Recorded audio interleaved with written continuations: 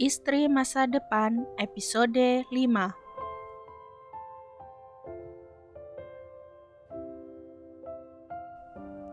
Evan menelan ludahnya dengan susah payah sebelum menjawab, "Jadilah teman tidur saya, maka saya akan menganggap semuanya sudah lunas."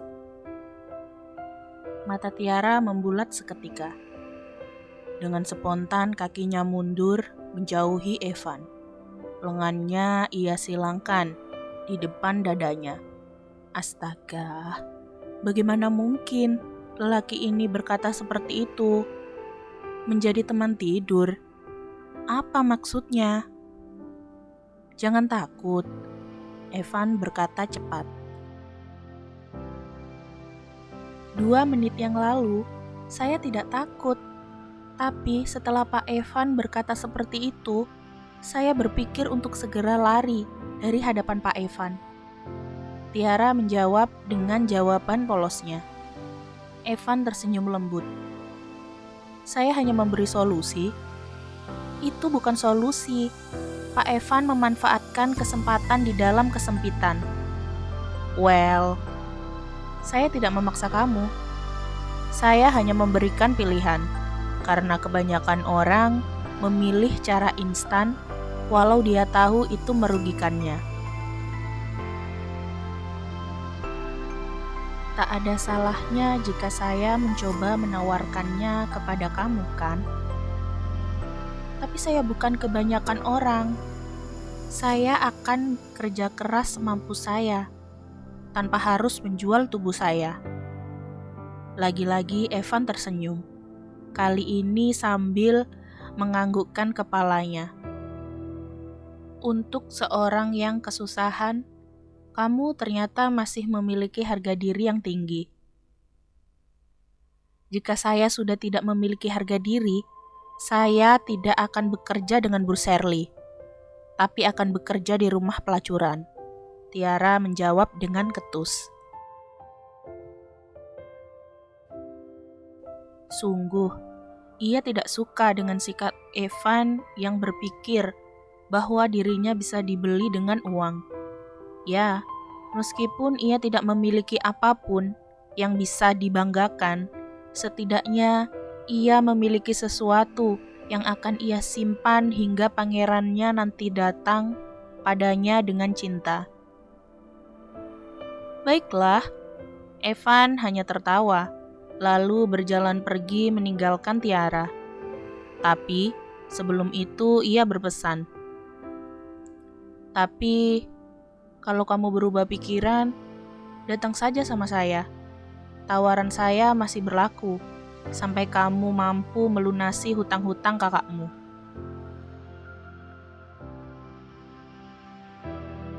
Setelahnya, Evan pergi masih dengan senyum terukir di wajahnya, sedangkan Tiara mulai kesal dengan sikap Evan.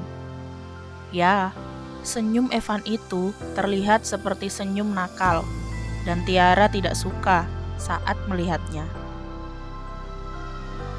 Masuk ke dalam kamar, Evan menutup pintu kamarnya, lalu menguncinya dari dalam.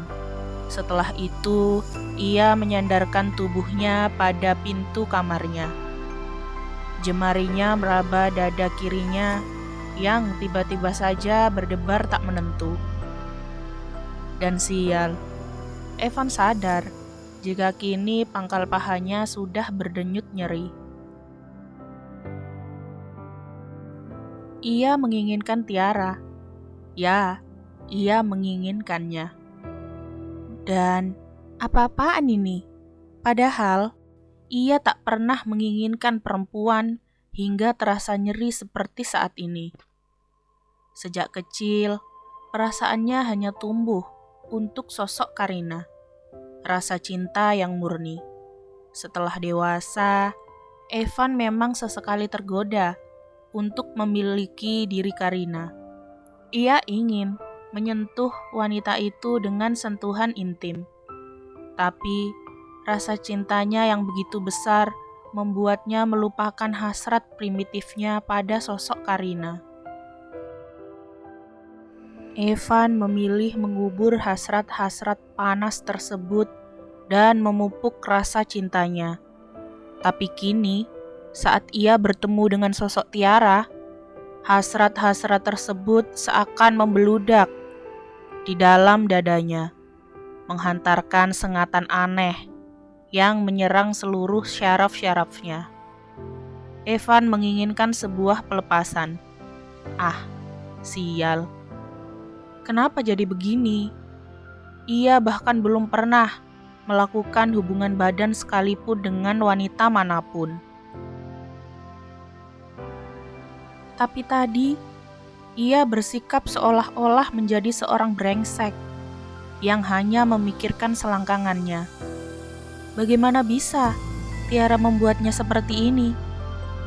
Evan akhirnya memilih masuk ke dalam kamar mandinya, melucuti semua pakaiannya, lalu menyalakan air shower. Sepertinya mandi air dingin adalah solusi yang baik.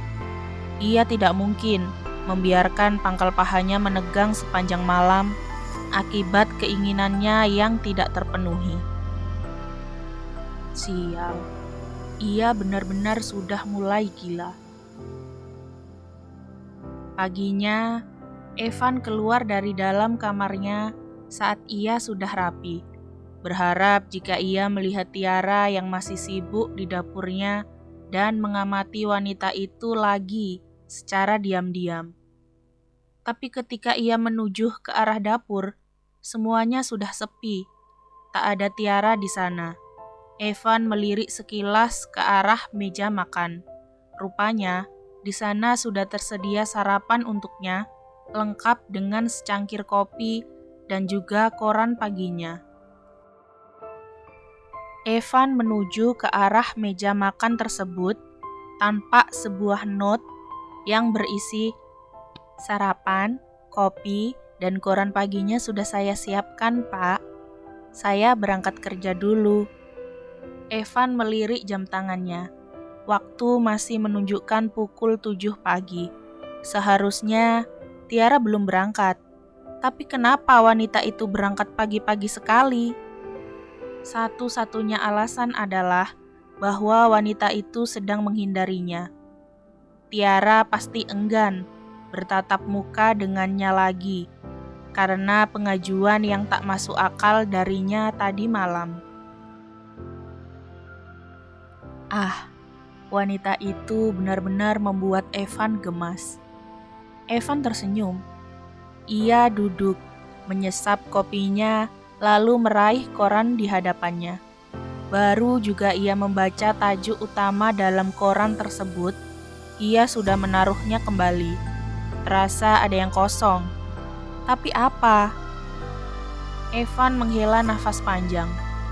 Selama ini, ia memang tak pernah hidup jauh dari keluarganya. Tapi, karena Karina, ia memilih mengasingkan diri, hidup dengan kekosongan dan kesepian. Lalu kemarin, ketika ia bangun tidur, ia sudah mendapati Tiara yang sibuk di dapurnya, mengingatkannya kembali pada saat-saat di mana ia hidup dengan keluarganya dan tidak sendirian. Lalu tadi malam, dengan bodohnya ia mengacaukan semuanya. Tiara pasti ketakutan dan tampak juga raut marah dan tersinggung dari wajah wanita itu semalam. Ah, benar-benar bodoh. Evan menatap hidangan di hadapannya dengan tak berselera. Ada nasi goreng seperti kemarin yang pastinya rasanya sama enaknya. Tapi entah kenapa, Evan tak nafsu memakannya. Akhirnya, Evan bangkit kembali. Ia akan ke rumah David dan mencari tahu apa Tiara benar-benar di sana atau mungkin wanita itu kabur karena takut dengan ucapannya semalam. Setelah beberapa kali mengetuk pintu, akhirnya pintu di hadapannya dibuka. Evan mendapati Shirley berdiri di ambang pintu dengan menggendong putri kecilnya. Loh, Van, kok tumben pagi-pagi kesini? Ini mau minta gula. Evan memang datang dengan membawa cangkir kopinya. Ia harus memiliki alasan. Tidak mungkin ia bilang jika dirinya ke sana untuk mencari tahu di mana Tiara.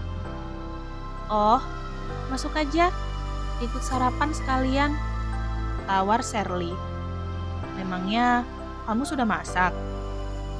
Enggak, mana mungkin aku bisa masak kalau Cinta lagi rewel gini. Shirley menimang-nimang putri kecilnya yang belum genap berusia 1 tahun. Tiara yang masak sarapan.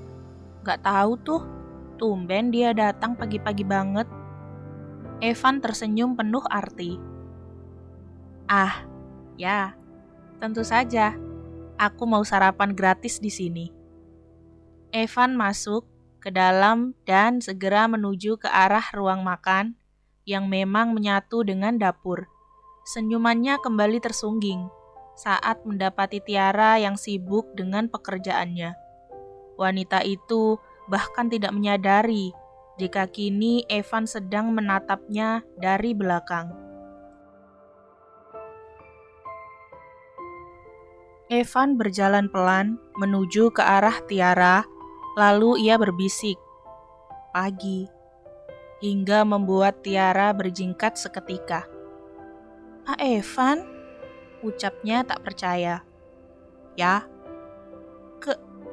Kenapa?" "Saya sedang minta gula," jawab Evan santai sambil mencari-cari letak gula di dapur rumah David. "Tapi kopinya tadi sudah saya kasih." "Pagi, Van." Sapaan David sontak memotong kalimat Tiara. Evan menolehkan kepalanya ke belakang. "Pagi." "Cari apa lo di sana?" "Cari gula." David tertawa lebar. "CEO macam apa lo? Sampai-sampai nggak punya gula." Evan juga akhirnya ikut tertawa. "Sialan, gue bangkrut karena baru saja bayarin hutang seseorang." Evan menjawab dengan sedikit menyindir. Tiara tentu tahu jika yang dimaksud Evan adalah hutang-hutang kakaknya. "Bangkrut? Yang bener aja lo. Mending lo ikutan bisnis kuliner sama gue." David duduk di kursinya, menyesap kopi yang memang sudah tersedia di sana tanpa memperhatikan Evan lagi. Ia memilih meraih koran paginya sembari memakan selembar roti tawar. Sedangkan Evan, ia berpura-pura meraih gula dan memasukkannya ke dalam cangkir kopi yang ia bawa dari rumah. Tak lupa, ia juga berbisik pelan ke arah Tiara. "Saya tahu kamu sedang menghindari saya." "Maaf." Tiara tidak mengerti apa yang dikatakan Evan. "Sayangnya, kamu tidak akan bisa lari dari saya." Evan berkata lagi, masih dengan menuangkan gula pada cangkir kopinya. "Saya tidak bermaksud..." "Tiara!" Panggilan dari Shirley menghentikan kalimat Tiara. "Iya, Bu. Bisa tolong Dirli sebentar? Ini Cinta nggak mau ditinggal." "Baik, Bu." Dan akhirnya Tiara memilih pergi, meninggalkan Evan. Evan sendiri memilih menuju ke arah meja makan, di mana di sana masih terlihat David yang serius dengan koran paginya. "Serius amat? Ada berita apa?" "Nggak penting." David menjawab cepat. "Gimana kerjaan lo? Dan yang paling penting, apa lo sudah dapat gandengan?" "Lo apaan sih? Gak penting banget yang ditanyain." "Van, Lo sudah hampir 30 tahun. Anak gue sudah 2. Si Dirga sudah nikah. Bahkan adik lo aja udah nikah. Lo kapan?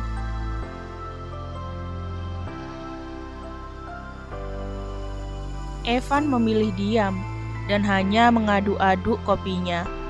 Ia tidak ingin membahas masalah pribadi itu dengan David. Lo sudah nggak mikirin Karin lagi kan? Ya, David tentu saja sudah tahu tentang masalah Evan. Karena beberapa saat yang lalu, Karina masuk rumah sakit. Dan di sana, Karin bercerita semua tentang masalahnya dengan Evan dan juga Darren. Enggak. Terus, apa yang lo tunggu?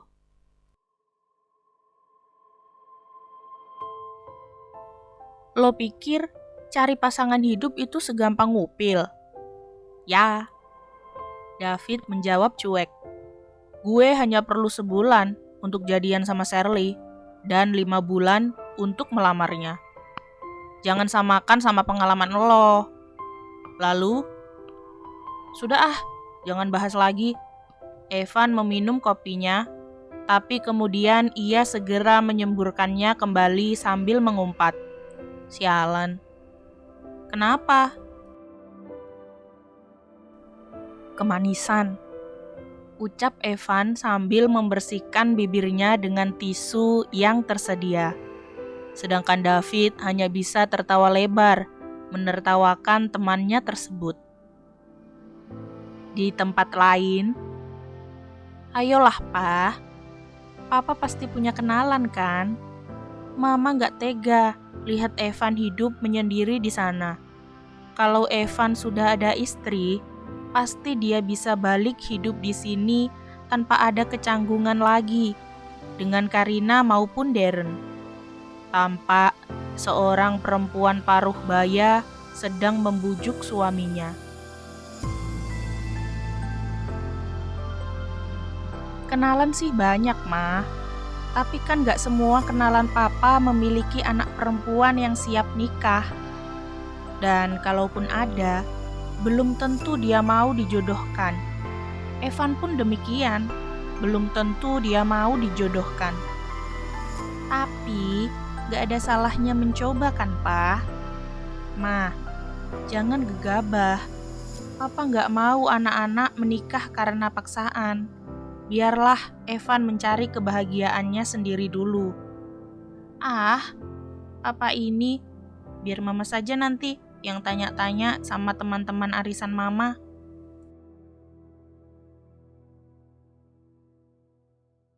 Ma, Pa, Mama hanya kasihan saat melihat Evan sedih ketika melihat kebersamaan Darren dan Karin di rumah ini. Mama ingin semuanya segera kembali normal dan Evan bisa balik ke rumah ini lagi tanpa kecanggungan-kecanggungan di antara mereka. Lelaki paruh baya itu menghela napas panjang. Baiklah, atur bagaimana baiknya. Tapi kalau dia nggak mau, jangan dipaksa. Perempuan paruh baya itu tersenyum senang. Akhirnya, ia bisa berbuat sesuatu untuk putra kesayangannya.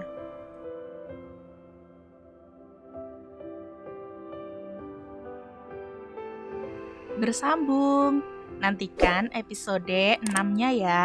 Jangan lupa like, comment, share, and subscribe. Bye-bye.